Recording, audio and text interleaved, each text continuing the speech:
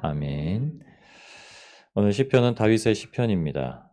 다윗의 고백이 하나님 앞에 상달되었을 텐데 이 고백과 같이 우리의 고백도 주님 앞에 상달되어질 줄 믿습니다. 오늘 말씀을 이제 1절부터 8절까지의 말씀을 쭉 보시면 가장 중요한 말씀은 1절 말씀입니다. 1절 말씀을 기준 삼고 있습니다. 우리 드린 찬양 514장이 그 찬양입니다. 부르심을 받아 주의 은혜로 주를 따라가네. 주만 따르네. 따라간다는 말은 앞에 어떤 길이 보여야 따라가는 거죠. 네, 길이 있어야 따라가는 겁니다. 그래서 주님 앞에 서지 못하고 주님 뒤에 설 수밖에 없다. 그러면 이제 하나님의 등판을 보고 가는 거거든요. 하나님의 얼굴을 보고 갈 수가 없습니다. 하나님의 등판을 보고 가고 마침내 도착하게 될 우리 천국 도성에서 그때 이제 하나님의 얼굴 마주하게 되죠. 내가 인자와 정의를 노래하겠나이다. 여호와여 내가 주께 찬양하리이다.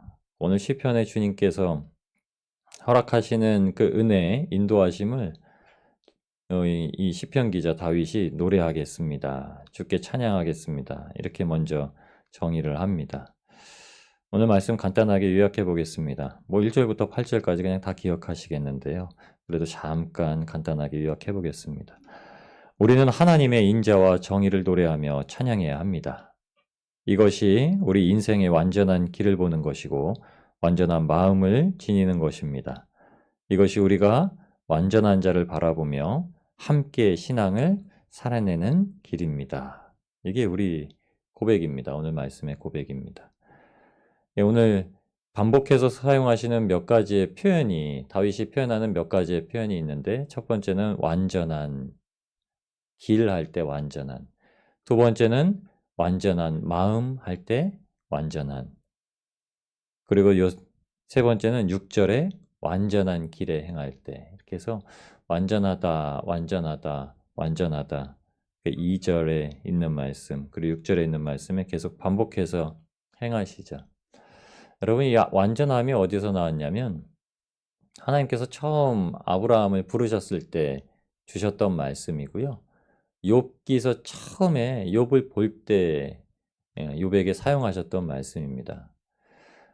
구약은 원래 하나님께서 천지를 창조하신 이후에 한 명, 갈대아 우르 땅이라는 이방을 섬기는 땅에서 딱 한 명을 건져내시는 사건부터 시작합니다.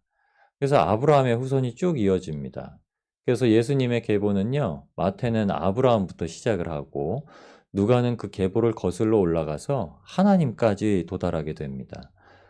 그런데 그 중간에 욥이라는 어떻게 보면은 좀 별개의 말씀이 이제 성문서에 한 편을 장식하고 있는데 욥에게서 우리에게 말씀하시려고 하는 건 아브라함에게 명령하셨던 것처럼 하나님께서 택하시는 누구라도 완전하다 이겁니다. 하나님께서 택하셔서 완전하다라고 하나님께서 딱 붙들고 계신 자는요, 그 인생에 어떤 고난도 견뎌낼 수 있다. 이 말씀 주시는 거예요. 뭐 다른 뜻은 없습니다. 그래서 욥기에는 사람이 막 변론하는 것에 대해서 하나님 아무런 것도 대답하지 않으시잖아요. 결국엔 하나님을 인정하게 하시도록 대답을 하십니다. 그럼 이 완전하다는 길이 어디서부터 시작됐는지 저희가 보고 그 완전함을 왜 다윗이 그렇게 노래하고 그 어떤 기준을 삼고 노래하였는가 이거 좀 찾아보실 텐데요. 창세기 17장 1절 말씀입니다. 창세기 17장 1절 말씀에 아브라함이 되죠. 처음에 아브라함이 아니었습니다. 열국의 아버지가 아니었어요. 옛날에 아브라함의 원래 이름은요, 그냥 가정의 아버지였습니다. 아브라함은 가정의 아버지란 뜻이에요. 근데 아브라함이 어디로 갔냐면 온 세계의 아버지가 됩니다. 만방의 아버지가 돼요. 우리 한 집안의 아버지가 전 세계의 아버지가 돼버립니다. 그게 아브람에서 아브라함으로 바뀌는 사건이에요. 창세기 17장 1절 말씀, 구약성경 19쪽입니다. 제가 읽겠습니다.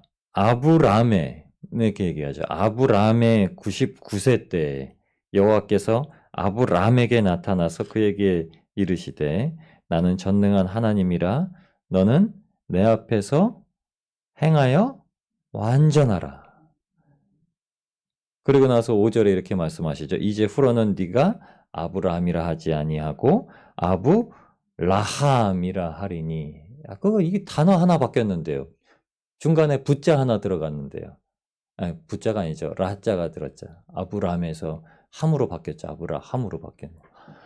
근데 99세, 100세의 아들을 낳고 100세의 아들을 낳는 그 지점을 넘어가는 99세에 하나님께서 탁 나타나셔서 하시는 말씀이 이겁니다. 이제 뭐 어떻게 해야 된다고요? 아들을 낳아야 되는데 완전하게 행해야 된다. 내 앞에서 완전하게 행해야 된다. 히브리어로 탐임이란 뜻입니다. 탐이란 말이 온전하다는 뜻이에요. 완전하다. 이게 욥기에 쓰신 말씀입니다. 이는 온전하고 정직하고 흠이 없고 악에서 떠난 자다 라고 욥을 말씀하실 때 탐이라고 쓰신 말씀입니다. 아주 온전하다. 온전하다는 말이 아주 흠이 없다. 그러니까는 재물을 잡을 때 흠 없고 점 없는 할 때 그 흠 없다는 것이 이거예요. 하나님께서 보시기에 이렇게 저렇게 사람의 형편을 돌아보고 나를 둘러볼 때 있어서 하나님이 보시기에 참 이것이 좋으실 것인가? 하나님이 보시기에 이것이 정직한 것인가? 하나님 보시기에 이것이 온전한 것인가? 이렇게 보는 겁니다.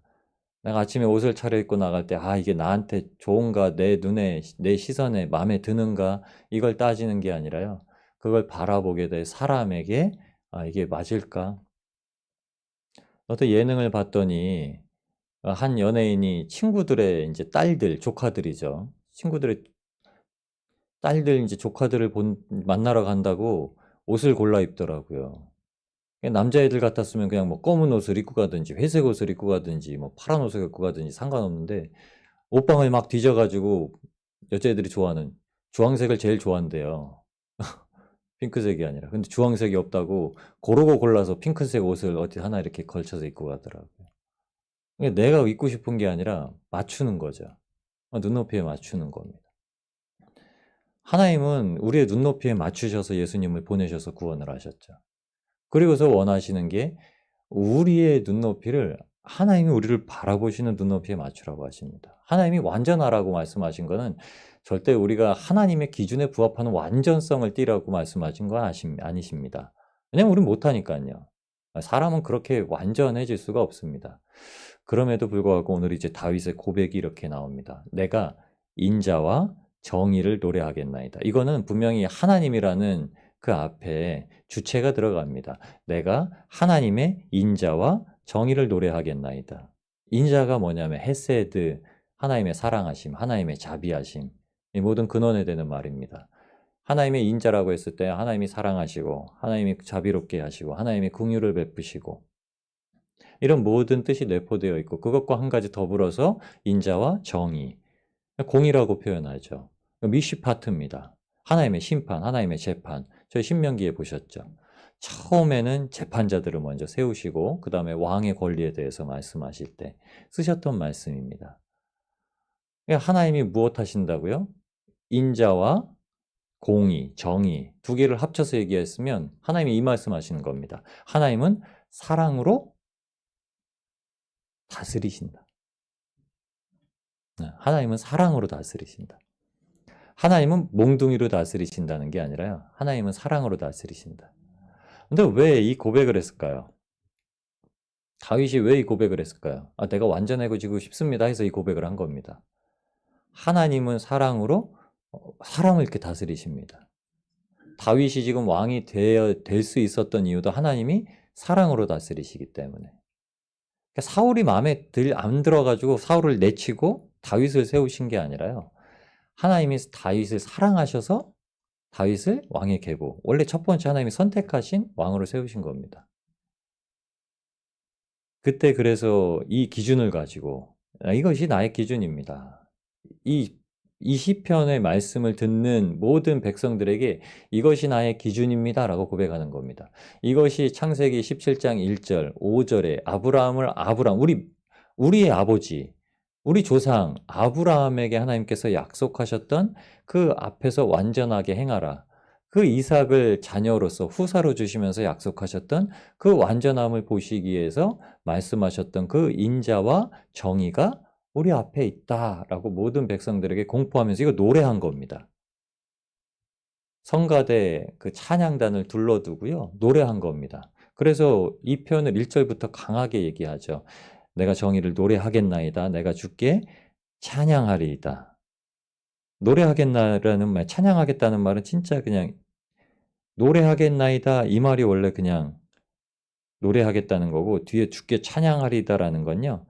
연주하다, 춤추다 이런 걸 다 포함한 겁니다. 앞에는 그냥 노래만 두고 뒤에 찬양하리이다. 다르죠? 그래서 노래하겠나이다. 찬양하겠나이다. 똑같은 말을 반복한 게 아니라요. 앞에는 본인이 먼저 그렇게 노래를 할 것이고 그 뒤에는 이 말을 들은 모든 사람들이 나와 같이 이 하나님의 영광을 위해서 춤도 추고 악기도 연주하고 뭐 성가된 노래도 하고 선창하면은 이제 그걸 막 모든 백성들이 막 하는 겁니다. 그래서 주께 찬양했다고 이렇게 얘기를 하는 거예요. 이게 찬양할 일이기 때문입니다. 여러분 우리의 인생에서 우리가 하나님의 그 허락하신 길을 걸어 나갈 때요.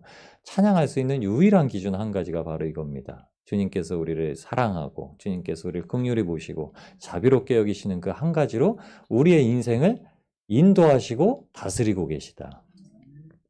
하나님의 그 사랑과 자비하심이 오늘도 저에게 주어진 겁니다. 이 봄비가 내리는 봄비라고 이러기엔 너무 좀 이른가요? 그래도 이날에 하나님께서 인도하시는 겁니다. 그래서 이것이 다윗의 기준입니다. 다윗이 왕으로서 서기 위한 기준입니다. 하나님 제가 주님의 인자하심으로 다스릴 수 있게 하시옵소서. 주님의 사랑하심으로 다스릴 수 있게 하시옵소서. 이 기준이 아니면요. 다윗은 사울과 같이 폭군이 되어버립니다. 첫 번째 세웠던 사울 왕이 망가졌던 이유를 아시죠? 주님께서 말씀하시는 걸 청종치 아니하고 임의로 행한 겁니다. 사울 택했던 걸 후회하셨다고 그래요. 하나님께서는요. 왜냐하면 사무엘이라는 하나님의 대언자가 있는데도 불구하고 대언자를 통해서 하나님께서 명령하신 것을 고스란히만 하면 되는데 고스란히 못해요. 아주 그냥 잘생긴 소, 양들은 다 빼놓습니다. 하나님이 다 전멸하라. 그냥 완전히 그냥 다 없애라라는 말씀 하셨는데도 이게 하나님이 드리기에 좋아 보여 하면서 빼놓은 거예요. 우리가 그럴 때 많지 않습니까? 이거 하나님이 좋아하실 거야와 하나님이 좋아하시는 거는 다르다는 겁니다. 때로는 하나님이 일반적인 상황에서 어제 그렇게 말씀하셨던 걸 오늘 다르게 말씀하실 수 있어요. 어제는 이게 필요했는데 오늘은 그게 필요하지 않아. 어제는 우리를 걸어가게 하셨는데요. 오늘은 멈추는 게 필요하다라고 말씀하실 때도 있습니다. 근데 그게 우리에게 가장 필요한 것이기 때문이죠. 막 나가야 될 때가 있고 장애물이 있는데도 막 넘어가라고 하시잖아요. 장애물이 있는데 어떻게 넘어갑니까? 가면은 내가 담장을 헐어버릴 거야. 그 앞에 가. 하실 때가 있고요. 정말 창창대로처럼 앞이 다 보이는 것 같은데 가면 안 된다. 거기엔 덫이 있다. 거기엔 빠질 수가 있다. 이렇게 말씀하실 때가 있어요. 그게 여리고성과 아이성을 정복할 때 딱 티가 납니다. 여리고성을 정복할 때는요. 저거는 할만한데? 하니까 아니야. 그거 아주 견고한 성이야 말하고 그냥 돌기만 하라고 합니다. 힘을 쓰지 마라. 아이성은 작은 성이죠. 아이성은 여리고성보다 작은 성입니다. 야, 여리고도 정복했는데 거기 못 가겠냐? 주님 우리 3,000명만 보내세요. 3,000명만. 근데 그 아이성은 그렇게 가면 안 되는 곳이죠. 하나님이 허락하지 않으시고 그곳에서 갈 수 없었던 한 가지 이유가 뭐냐면요. 백성들이 왜 그런 진취적인 마음을 품었냐? 아간의 죄 때문에 그렇습니다. 그렇죠? 여리고성에서 탈취물을 하나 누군가 한 명이 걷어들인 거예요. 그 일 때문에 성공하지 못하는 겁니다. 사실 아간만의 문제가 아니라 모든 백성들이 아간과 같았는데 교만함이 올라와 있었던 거죠. 다윗이 철저하게 그걸 무너뜨리는 기준은 바로 하나님의 인자와 정의. 그것을 가지고 이제 2절부터 쭉 풀어나가는 겁니다. 그래서 나는 완전한 길을 주목하겠습니다. 2절 말씀 이 고백입니다, 여러분. 내가 하나님의 우리를 인도하시는 그 사랑을 가지고 하나님께서 나에게 허락하시는 그 완전한 길, 주님 앞에 완전하게 서게 하시는 그 길을 바라보리오니 주께서 어느 때나 내게 임하시겠나이까.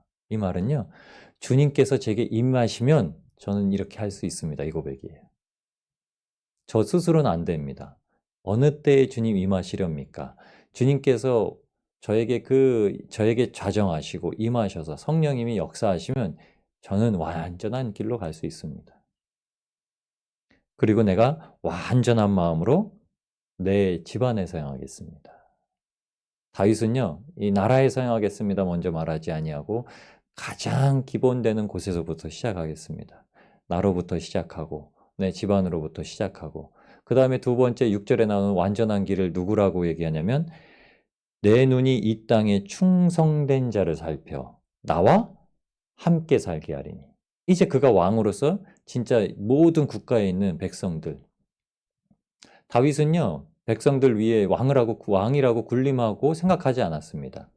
다윗은 지극히 낮은 자요, 낮은 자 중에 하나님께서 나를 들어 택하셔서 다 왕이라는 그 존재로 사용하셨을 뿐이다라고 얘기를 하죠. 그래서 모든 백성들과 동일하게 여깁니다. 본인을요. 마치어 다윗이 백성들을 향해서 이 마음을 품고 있는 건요, 다윗의 후손으로 오실 예수님 때문에 그렇습니다. 빌립보서 2장에 예수님께서 어떻게 이 땅에 오셨는지 말씀을 해주세요. 하늘의 모든 영광을 다 버리고요, 죄인의 형체, 육의 형체를 입으시고 이 땅, 그거를 빌립보의 사도 바울은 종의 형체를 지고 오셨다고 그래요. 섬기는 분이시죠. 예수님은 섬기러 오셨다는 겁니다. 다윗은 섬기기 위해서 하나님 앞에 이 온전함을 가지고 같이 서기를 원했다는 거예요. 그러니까 백성들에 대해서 어떻게 했을까요? 다윗은 성군이라고 그러죠. 솔로몬은 어떻게 보면 성군은 아닙니다. 솔로몬은 하나님이 그 나라를 부강하게 하고 번성하게 하고 지혜롭게 하신 왕이지만 성군은 아니에요. 여러분, 성군은 정말 거룩할 성자를 씁니다. 이룰 성자를 쓰는 게 이룬 왕을 성군이라고 하지 아니하고요. 백성들에게 굉장히 자애로운 왕을 성군이라고 얘기합니다. 다윗은 모든 백성들, 그 이후에 모든 이스라엘 사람들이 다 다윗을 그렇게 찬양해요. 다윗 왕. 솔로몬 왕과는 비교를 못합니다. 왜냐하면 솔로몬 왕은요, 노역을 굉장히 심하게 시켰거든요. 성을 만들고 왕비들을 위한 성도 만들고 성전도 짓고 이렇게 하면서 계속 20년 동안 백성들이 계속 일만 하게 만들어요. 그리고 나중에 그것 때문에 반발이 나죠. 그래서 솔로몬의 아들이 왕위를 계승하게 될 때, 르호보암이 계승하게 될 때 여로보암을 필두로 해서 하나님께서 나라를 갈라지게 하는 사건이 벌어지죠. 솔로몬은 완전한 길로 못 행했습니다. 근데 유일하게 그 길을 행하려고 고백했던 거는 다윗이에요. 저는 마땅히 우리가 그 왕 중에 누구를 따라야 되냐? 예수 그리스도를 따라야 되는데 그 예표가 어디서 나오냐? 다윗 왕에서, 오늘 이 고백에서 나옵니다. 우리가 이 고백을 가지고 따를 수 있게 되기를 원합니다. 나는 비천한 것을 내 눈앞에 두지 아니할 것이요. 이거 허무한 것입니다. 허무한 시절 지날 때, 이 노래 있죠. 이거 무슨 말이죠? 전도서 말씀이죠. 헛되고 헛된 것, 우상 숭배, 내 안에 가지고 있는 탐욕. 아마 이 시편을 썼다라고 하는 건 다윗이 밧세바와의 간음 사건 이후에 썼을 것으로 저는 여겨집니다. 왜냐하면 솔로몬이 인생을 다 경험하고 나서야 헛되고 헛되다라고 했던 게 이성에 관한 문제, 그 세상 사랑에 대한 것들, 버려야 될 것이라고 말씀했죠. 세상 권력, 세상 사랑, 그 다음에 세상 부요함, 부귀, 이것을 버려야 했는데 다윗이 그 중간에 한번 빠졌었죠. 세상 사랑에 빠졌었죠. 남편 있는 여자를, 남편을 죽여가면서까지 큰 죄로 남아있죠. 근데 이것을 하고 나서 헛되고 헛된 것, 나는 비천한 것, 우상숭배였던 거죠. 탐심이었죠. 그 안에 품었던 것. 비천한 것을 내 눈앞에 두지 아니할 것이요 배교자들의 행위를 내가 미워하리니.